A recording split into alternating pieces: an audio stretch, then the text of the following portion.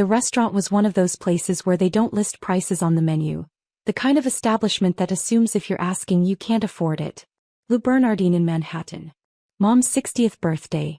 My sister Rebecca had insisted on choosing the venue. It's Mom's special day, Rebecca had announced 3 weeks ago during our family video call. Somewhere elegant. Somewhere worthy of the occasion. I'll handle the reservation. What she'd really meant was, somewhere expensive enough that I'd feel uncomfortable. Somewhere she could remind everyone that she was the successful one. I sat at the corner of the table wearing the same navy blazer I'd owned for 6 years. Around me, my family sparkled in designer labels and custom tailoring. Rebecca wore a Prada dress that probably cost more than most people's monthly rent. Her husband, Trevor, had matching Tom Ford cufflinks and watch. Even my younger brother Mark had shown up in a Hugo Boss suit. I looked like I'd walked out of a J.Crew catalog from 2018. Which was exactly the image I'd cultivated for the past 7 years. So, little brother, Rebecca said as the second bottle of wine arrived, a $400 Bordeaux that Trevor had selected with performative expertise. Still doing your internet thing? The table went quiet. It was a familiar pause, the kind that preceded Rebecca's carefully crafted humiliations. Yes, I said simply. Still doing that.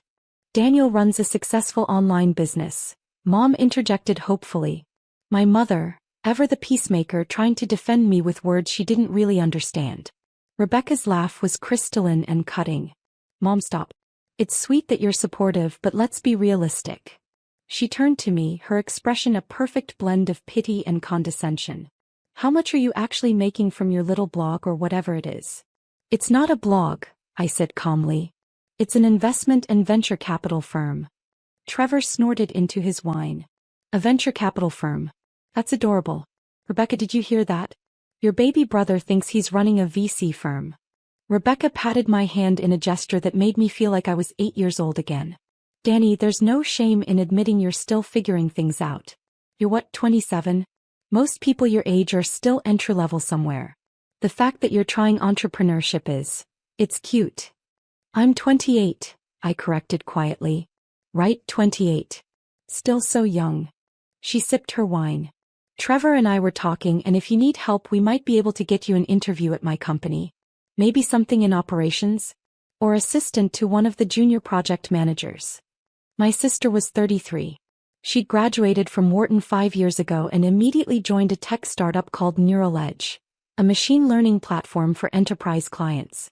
Her MBA and connections had landed her a VP of business development role, and she'd spent the past 5 years making sure everyone knew about her success. Edge had raised $380 million across 3 funding rounds. Rebecca had been featured in Forbes 30 Under 30. She spoke at conferences.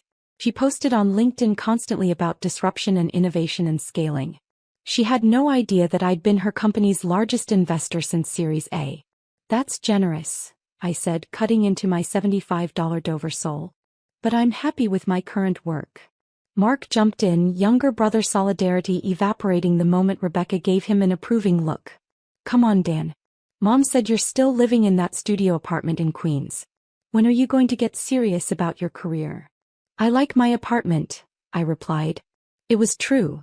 The 600-square-foot studio near Astoria Park cost me $1,800 a month and was walking distance to the subway. Perfect cover for someone managing a $680 million investment portfolio. You like it because you can't afford anything better, Rebecca said. Which is fine. Not everyone can be high earners. Some people are just more practical. Trevor leaned forward, clearly enjoying himself. Rebecca told me you asked to borrow money for rent last year? I had. $1,200 in March 2024, when I was deliberately living lean while allocating capital to 3 new portfolio companies. I'd paid Rebecca back within 2 weeks, but she'd never let me forget it. I paid you back, I said quietly. Of course you did. I'm not saying you're irresponsible. I'm saying you're clearly struggling. Rebecca's voice dripped with false concern. And there's no shame in that. The gig economy is tough. Internet businesses rarely work out. Mom tried again. Rebecca, Daniel is doing fine. He seems happy. Mom, I love you, but you don't understand business. Rebecca set down her fork with the air of someone about to deliver uncomfortable truth. Danny's been building his internet business for 7 years. 7 years. If it was actually successful, we'd see results by now. Real businesses scale. They generate revenue. They create wealth. She gestured around the table. Look at us. Trevor's a partner at his law firm. Mark just made VP at Goldman. I'm running business development for a company valued at over $1 billion. We're contributing to the economy. We're building real things. And Danny's. Trevor paused theatrically. What exactly do you do again? I identify promising startups and provide capital in exchange for equity, I said, keeping my voice level. Then I help them scale. Rebecca actually laughed out loud. With what capital? Danny, you borrowed $1,200 from me for rent. How are you investing in anything? The waiter arrived with desserts. Creme brulee, chocolate souffle, a cheese course. Another $200 on the tab that Trevor made a show of covering. This is on us, Rebecca announced. Happy birthday, Mom. And don't worry about contributing, Danny. We know money's tight. It was the casual dismissal that finally triggered my decision. Not the mockery, I'd endured that for years. Not the condescension, I'd built immunity to that. It was the assumption that I couldn't even afford to split a dinner bill. I pulled out my phone under the table and opened Signal, my encrypted messaging app for sensitive communications. My investment team consisted of 3 people. Sarah Chin, my portfolio manager at Apex Capital Partners. James Rodriguez, my legal counsel specializing in VC contracts. And Patricia Walsh, my financial advisor who handled the complex web of investment vehicles I'd built over 7 years. I opened a group chat. Daniel. Emergency liquidation required. Neural Edge complete withdrawal. All positions across entities. Timeline. Immediate. The response came within seconds. Sarah. Confirming full Neural Edge exit? That's $152 million across 4 entities. Daniel. Confirmed. Execute now. Patricia. This will trigger disclosure requirements. Board will be notified within 20 minutes. Daniel. Understood. Proceed. James. Legal review underway. We'll have documents ready within the hour. I set my phone face down on the table and returned my attention to the dessert I wasn't eating. Rebecca was telling a story about her latest client acquisition. A Fortune 500 company that had chosen Neural Edge over 3 competitors. She gestured expressively, her diamond bracelet catching the candlelight. The deal was worth $8 million annually, she said. Can you imagine? $8 million. That's what real business looks like. That's what happens when you play in the major leagues. Impressive, I murmured. It is impressive, Trevor agreed. Unlike some people, Rebecca actually understands how to generate value in the marketplace. My phone buzzed. I glanced down. Sarah. Series A liquidation initiated. $47 million processing. Patricia. Entity disclosures filed. Board notification sent. James. Series B withdrawal confirmed. $58 million transferred. Rebecca's phone rang. She glanced at the screen, frowning. It's Brad from the board. That's weird, it's Saturday night. Answer it, Trevor suggested. Might be important. She excused herself from the table, phone pressed to her ear as she walked toward the restaurant's entrance. Mark filled the silence. So Dan, seriously, what's your 5-year plan? You can't do this internet thing forever. Why not? I asked. Because it's not sustainable. You need stability. Benefits. A 401k. You need to join the real world. The real world, I repeated. You know what I mean. Corporate America. Actual companies with actual structure. What you're doing is it's playing pretend. My phone buzzed again. Sarah. Series C liquidation complete. $47 million transferred. Total withdrawn. $152 million. Patricia. Neural Edge board has been notified. Kyo is being briefed. James. All positions cleared. 0 remaining equity in Neural Edge across all entities. Through the restaurant's floor-to-ceiling windows, I could see Rebecca pacing on the sidewalk, her free hand gesturing wildly as she talked on the phone. Even from inside, I could see the color draining from her face. Trevor's phone rang next. Then Mark's. Then surprisingly Mom's. What in the world? Mom said, looking at her screen. It's Rebecca calling me. But she's right outside. Trevor answered his phone. Babe? What's going on?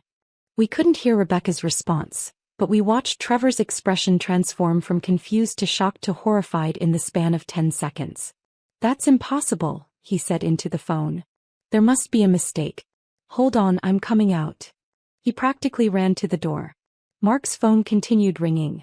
A call from Rebecca that he answered with growing confusion. Sis? Wait, slow down. What do you mean liquidation? I sat quietly, finishing my water. Mom looked at me with worried eyes. Daniel, do you know what's happening? I might, I said softly. Through the windows, I watched Rebecca's animated conversation with Trevor. She was pointing at her phone, then at the restaurant, then back at her phone. Trevor had his hands in his hair. His carefully styled $200 haircut hair. Mark ended his call. Something's wrong with Rebecca's company. Some major investor just pulled out. Like catastrophically pulled out. How catastrophic? Mom asked. She said $150 million.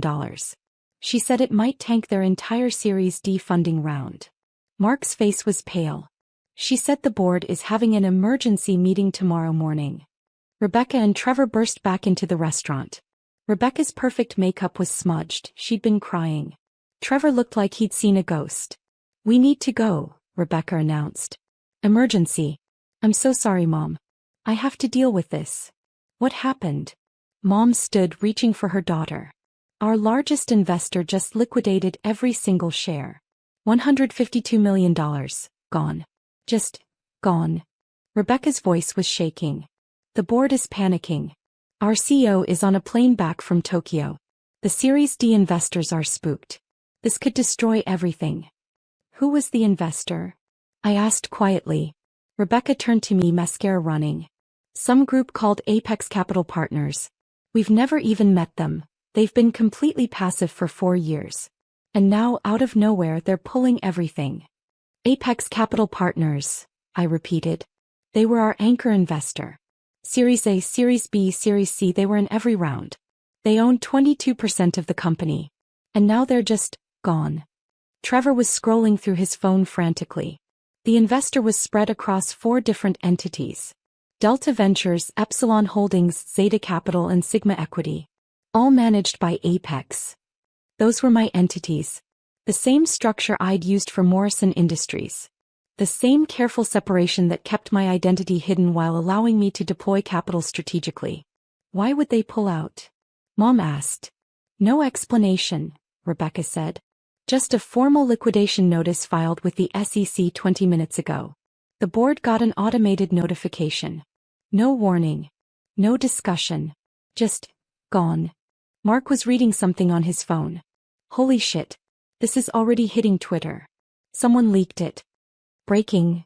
Neural Edge loses $152 million anchor investor. Series D funding in jeopardy. Rebecca sank into her chair. This will kill the Series D. We were closing a $200 million round next month. But if our anchor investor just fled, no one else will touch us. They'll think we're hiding problems. They'll think the company is failing. Is the company failing? I asked. No. We're growing 40% year over year. We just signed 3 major clients. Our technology is solid. We're profitable. Her voice cracked. But it doesn't matter. In venture capital, perception is reality. If Apex thinks we're a bad bet, everyone else will too. Trevor was making calls, his voice low and urgent as he stepped away from the table. Rebecca looked at me, tears streaming down her face. I'm sorry, Danny. I know I was being mean earlier. I'm stressed and I took it out on you. I'm sorry. It was the same apology she always gave after humiliating me. Quick, superficial, designed to make her feel better rather than address the actual problem. It's okay, I said automatically. It's not okay, Mom said firmly. Rebecca, you were horrible to your brother. You've been horrible to him for years. Mom, not now. Yes, now. Mom's voice had steel in it. Your brother has never been anything but supportive of you. And you treat him like he's an embarrassment. Rebecca wiped her eyes. I know. You're right. I'll do better. I promise. She grabbed her purse. But right now I need to deal with this crisis. My entire career is imploding. My phone buzzed. Sarah. Neural Edge stock price down 18% in after-hours trading. News spreading fast. Patricia, 3 Series D investors have already pulled out. $60 million withdrawn from the round. James, CEO has requested emergency meeting with Apex. Wants to understand the withdrawal. I looked at Rebecca's tear-stained face. At Trevor's panicked expression. At Mark's shocked silence. 7 years of careful planning. 7 years of building a $680 million portfolio while living in a Queen's studio apartment and wearing the same blazer to family dinners. 7 years of enduring condescension and mockery while secretly funding the very company my sister used as evidence of her superiority. Rebecca, I said quietly. Do you want to know why Apex pulled out? She turned to me desperate. Do you know something? Did you hear something? Your internet business stuff. Do you know people in VC? I know a few people, I said. Can you help? Can you make some calls? I know we don't have the best relationship, but you're my brother. If you know anyone who might invest or who might talk to Apex. I don't need to call Apex, I interrupted. I am Apex. The table went silent.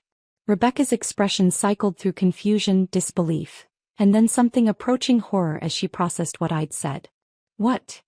I pulled up my phone and opened the Apex Capital Partners dashboard. The same dashboard I'd shown Morrison Industries.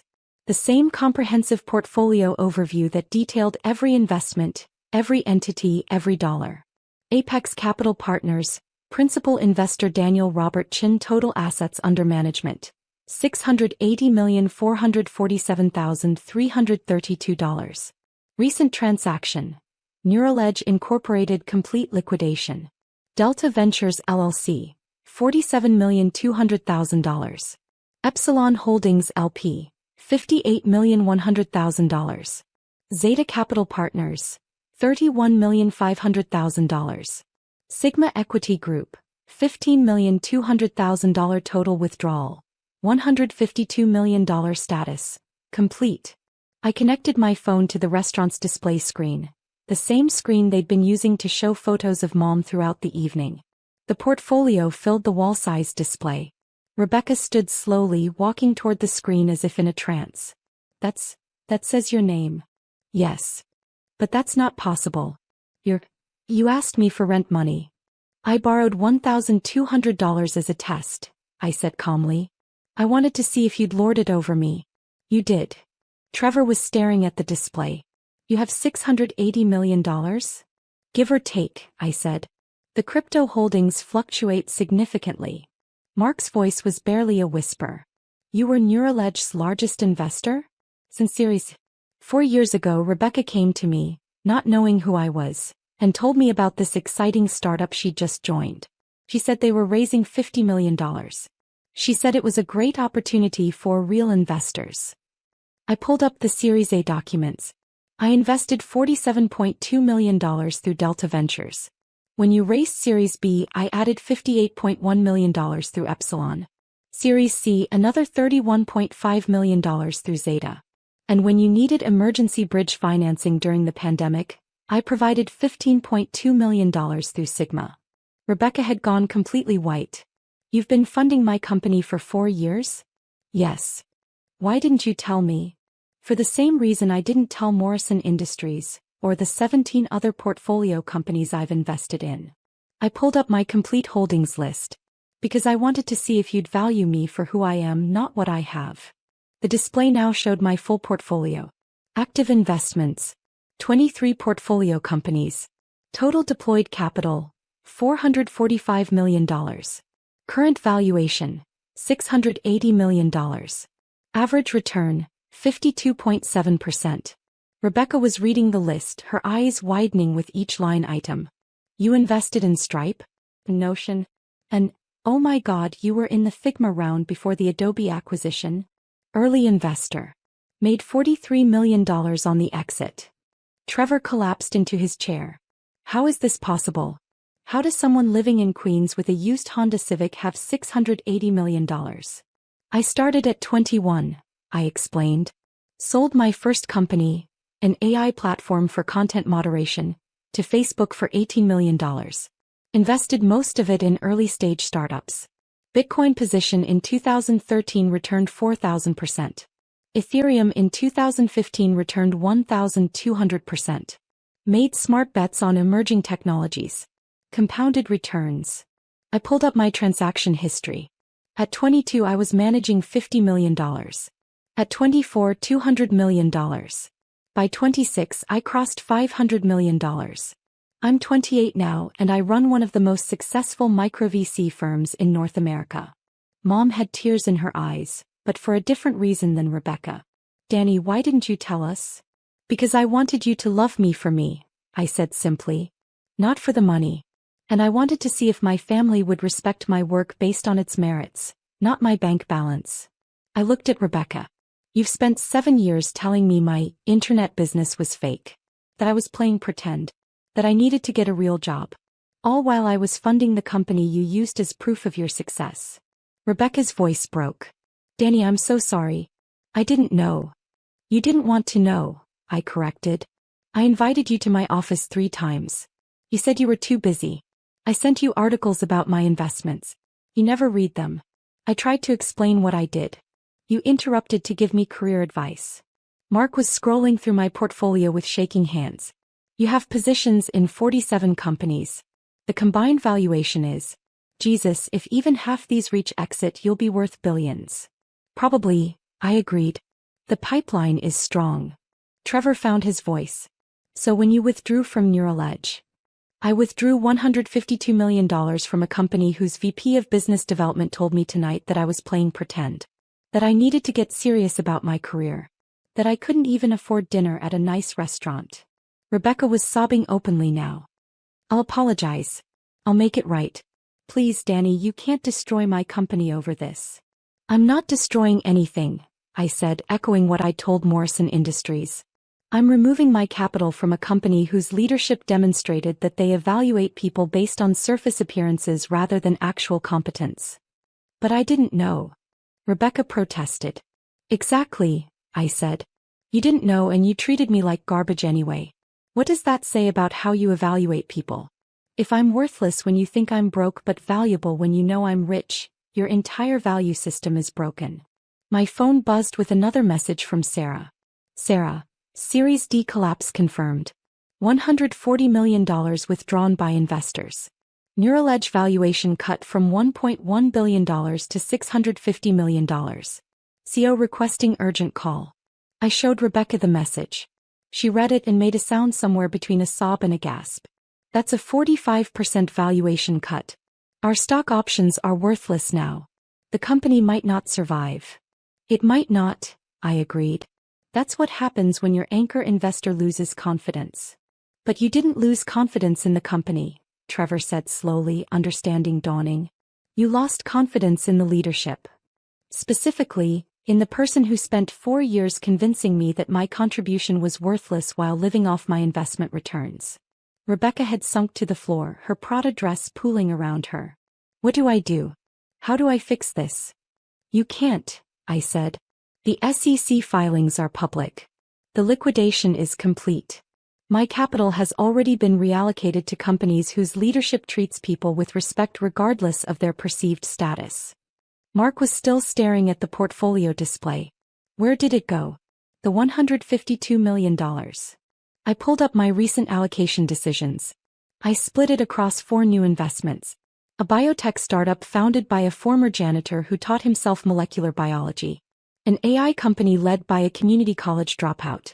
A renewable energy firm started by 3 women who couldn't get funding from traditional VCs. And a logistics platform built by a warehouse worker who spent 10 years learning supply chains from the ground up.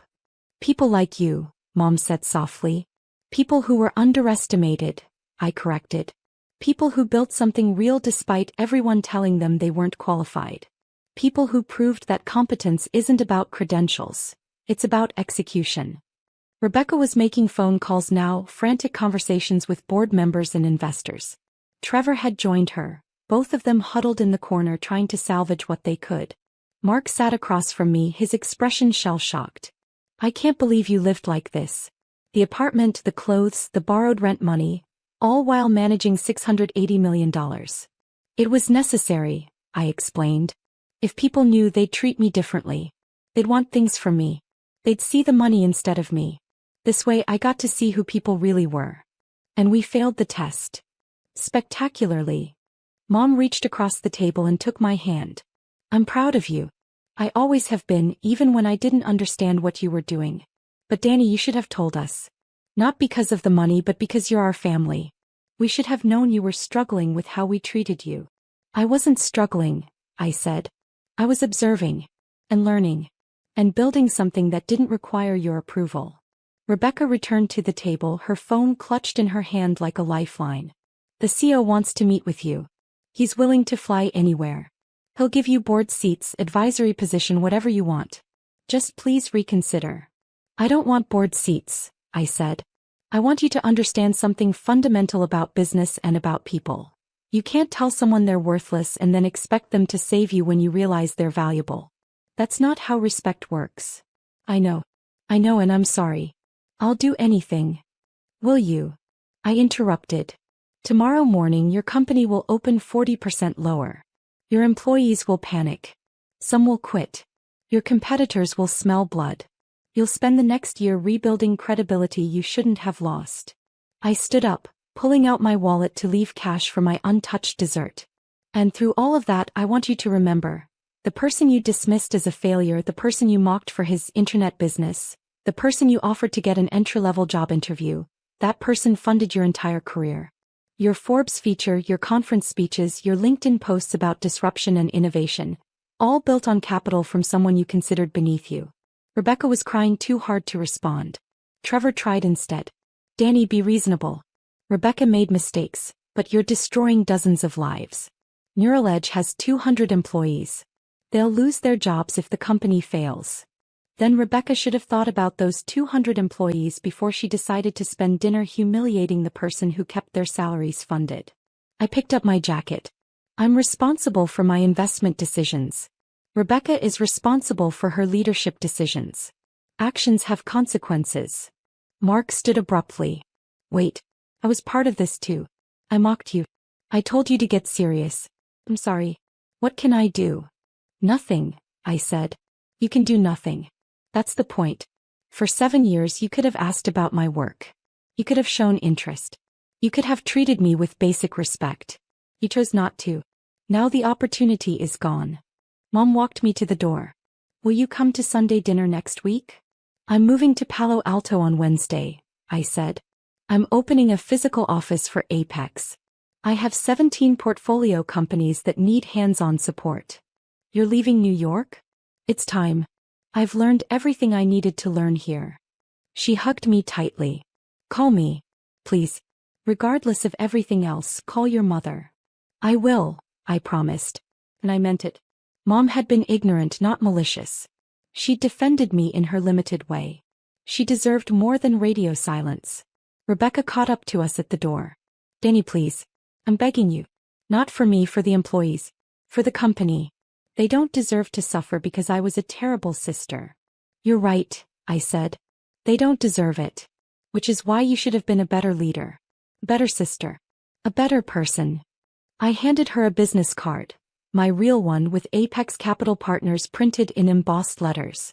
If you want to understand what happened tonight, really understand it, think about this. I've been in your board meetings for 4 years. Every quarterly presentation. Every strategic planning session. Every financial review. I was there, participating through my representatives, providing input that shaped your company's direction. Rebecca stared at the card. But at family dinners you wouldn't let me speak. You interrupted when I tried to explain my work. You dismissed my opinions. You treated input from a $680 million investor as worthless because you thought that investor was your broke little brother. I opened the restaurant door. That's not just bad sibling behavior. That's bad business. And I don't invest in bad business. I left her standing in the doorway, the card still in her hand. My phone buzzed as I walked toward the subway. Sarah, 4 new term sheets ready for your review. Total deployment, $165 million. Patricia, portfolio rebalancing complete. Apex position strengthened. James, legal review of new investments complete. Ready to proceed. I texted back. Proceed with all 4. Send final documents to my new Palo Alto address. The subway platform was quiet for a Saturday night. I sat on a bench watching trains come and go, thinking about 7 years of careful observation and strategic patience. My phone rang. I answered. The board wants to know what it would take, she said, her voice hoarse from crying. To get you to reconsider. Name your price. There is no price, I said. This isn't a negotiation. Then what is it? A lesson, I said. For you, for Trevor, for Mark. For every person who thinks they can measure someone's worth by their apartment size or their car or their clothes. For everyone who mistakes quiet observation for incompetence. I learned the lesson, she whispered. I swear I learned it. Good, I said. Then apply it to how you treat your employees. To how you evaluate candidates. To how you judge people. Because the next person you dismiss might not be as patient as I was. They might not spend 7 years giving you chances. They might just walk away immediately. Danny. I have to go, I said. My train is here. I ended the call. The train pulled into the station. I boarded, finding a seat by the window. Around me, New York City sparkled with Saturday night energy. Couples heading to shows, friends meeting for drinks, the endless churning activity of 8 million people pursuing 8 million dreams. I'd been one of those dreamers once. The kid in Queens with a laptop and ambition, building companies while his family mocked his internet business.